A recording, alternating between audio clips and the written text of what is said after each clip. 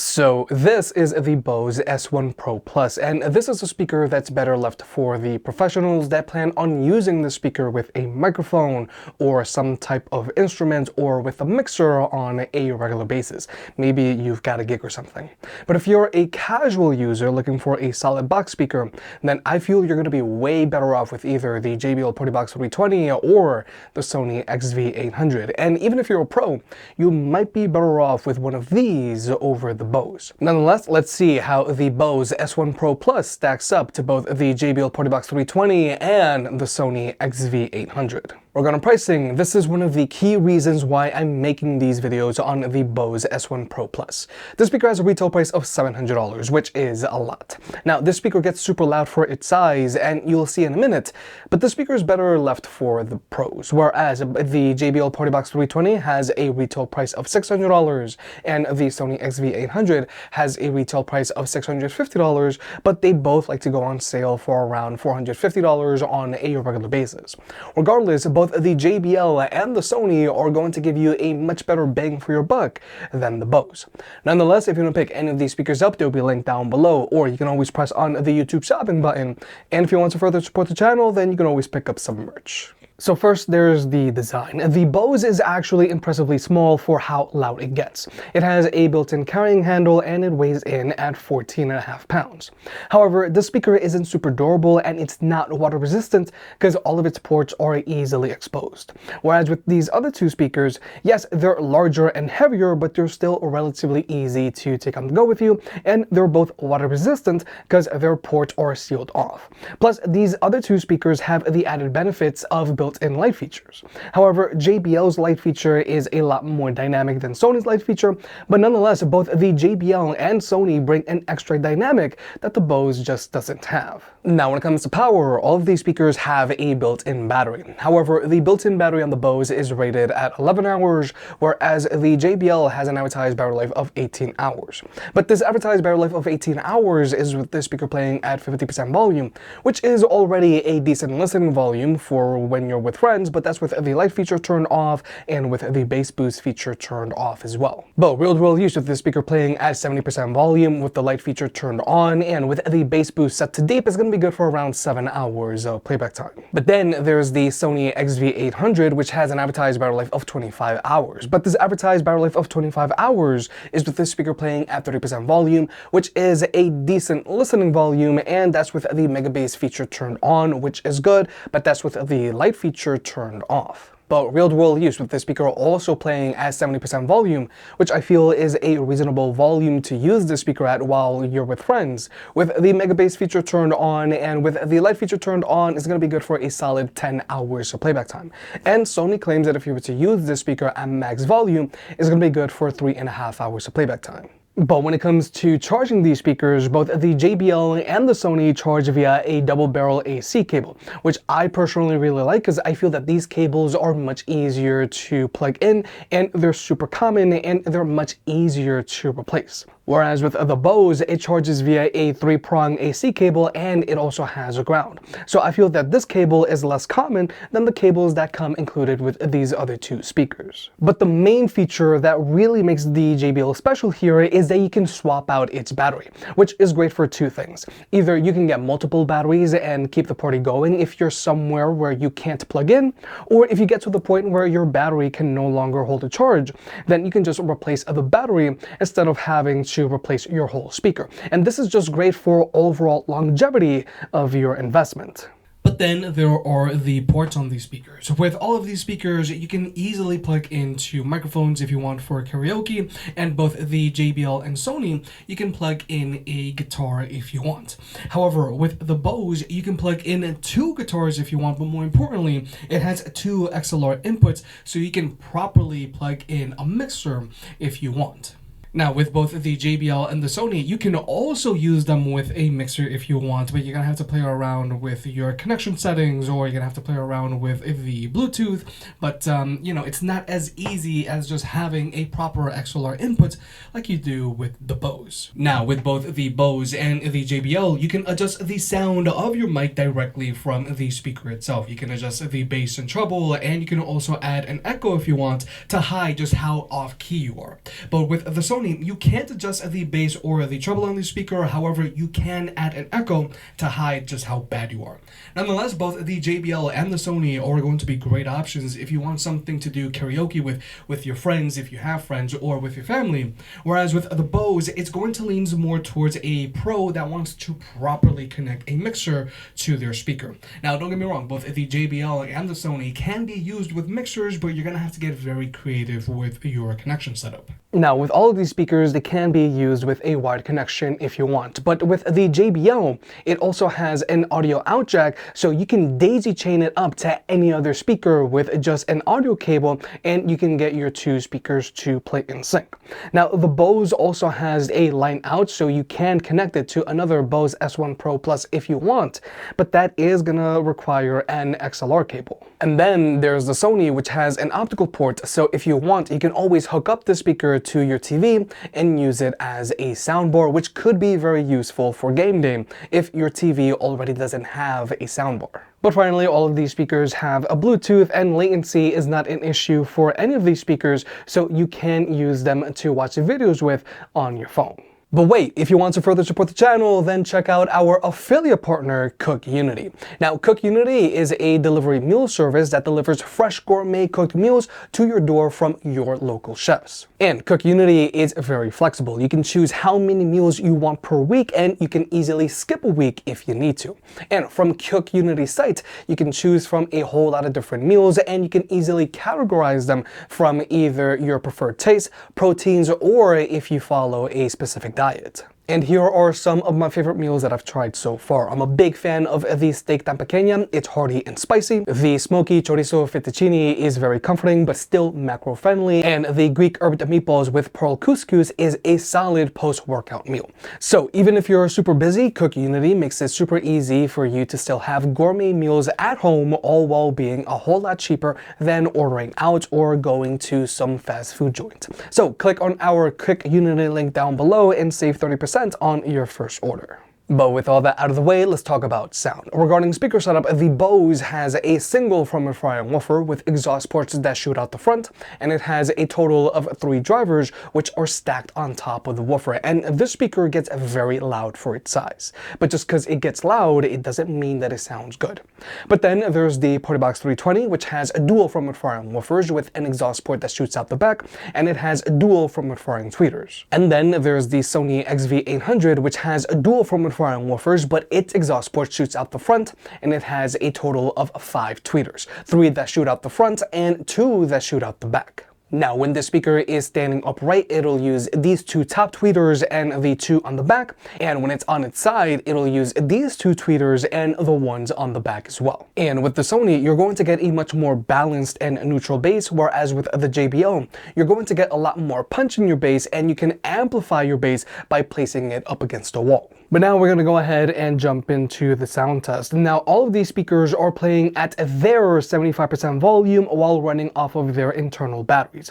And with the Bose, you're going to see that it's a lot louder than these other 2 speakers. But the Bose is playing with its treble decreased and the bass increased because it does lean towards a very bright sound signature. And honestly, I am trying to help the Bose out here as much as I can. And the JBL is playing with its bass boost set to deep, and the Sony is playing with mega bass turned on. I feel the gravity pull and it keeps me away. I would rather be here, lonely in space. I've made up my mind, I just wanna be free. I live my own life in a new galaxy. I wanna be weightless in the silence of the night sky. I wanna free fall into nothing at all. I'm taking the moment, starting all over. I wanna be free and live my own life in a new galaxy.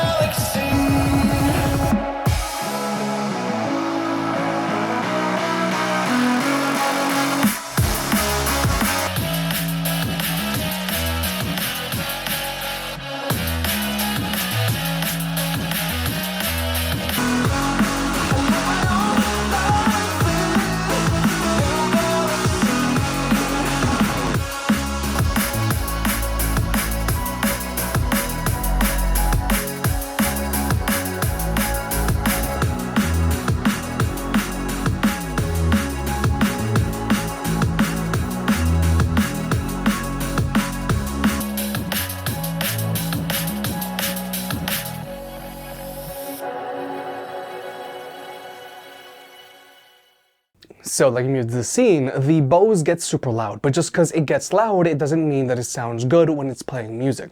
The problem with the Bose is that it leans towards a bright sound signature and it doesn't have all that much bass. And when it does start to put out bass, the bass really bottoms out very quickly. Whereas with these other two speakers, they don't get as loud as the Bose, but they sound a lot better because they sound more balanced, more open, but more importantly, they actually have bass.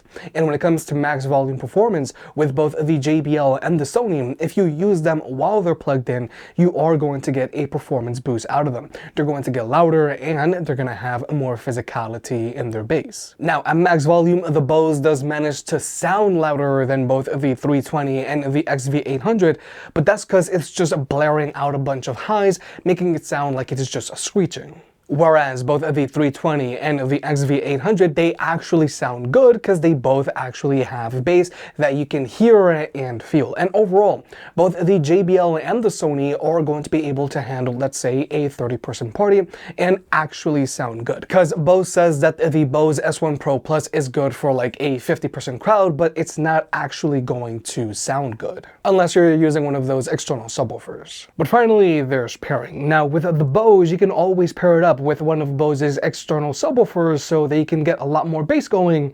But if you were to do that, you might as well just get yourself a Partybox Ultimate or a Sony Old Tower 10. And like I mentioned earlier, this speaker does have a line out, but you do have to use an XLR cable. Whereas with the JBL, this speaker has actually gotten some very big updates over the last few months. Now, if you have two of the same speakers, then you can wisely pair them together and get them to play in left and right stereo mode. Or you can pair it up to any of JBL's other speakers that are also using Auracast, like either a Partybox 120, 320 Ultimate, or to the upcoming 520, and get them to play in sync. And since this speaker is using Auracast, you can also pair it up to JBL's smaller speakers that are also using Auracast, like either the Extreme 4, Clip 4, or Go 4, or to any other speaker out there that also uses Auracast, even if they're not from JBL. But also, you can now wirelessly connect the speaker up to JBL's older party boxes that are using TWS, like either a Partybox 110, 310, or 710, and get them to play in sync. However, in order to do this, you have to go through JBL's app, but this is a lot better than when these party boxes first came out. However, you cannot connect your Partybox 120 or 320 up to any of JBL's smaller, older speakers that are using Party Boost. But then there's also the audio out jack that I mentioned earlier, so you can always very easily daisy chain this speaker up to any other speaker out there with just an audio cable and get them to play in sync. And then there's the Sony, which is using Sony's Party Connect, which is a lot simpler to use. Again, if you have two of the exact same speakers, then you can wirelessly pair them up and get them to play in left and right stereo mode. Or you can pair this Sony speaker up to any of Sony's larger box speakers that are also using Party Connect, like either a Sony XV900, XV800, XV500, XP700, XP500, or to an Old Tower 10. And you can also pair it up to any of Sony's smaller speakers that are also using Party Connect, like either the Sony Alt 7, which is a personal favorite of mine, the XG500, XG300, XE300, XE200, XB43, XB33, or to an XB23.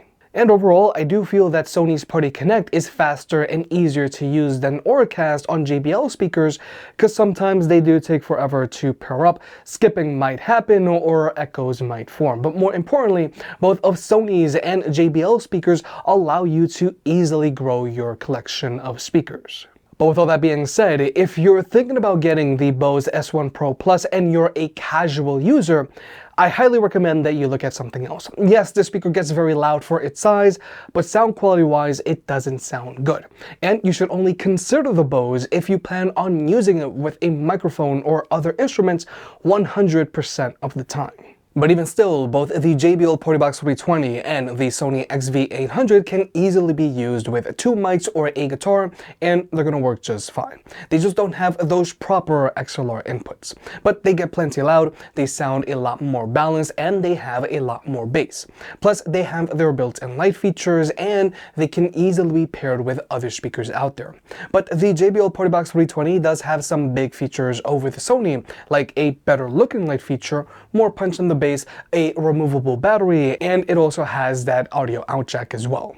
If you made it this far, I guess you enjoyed the video, so hit the like button and get subscribed. If you want to pick any of the products up, they'll be linked down below. And if you want to further support the channel, check out the merch. I made some shirts and hoodies that look and feel great. And you know I can be very particular, so I'll only slap my name on something if I'm really proud of it.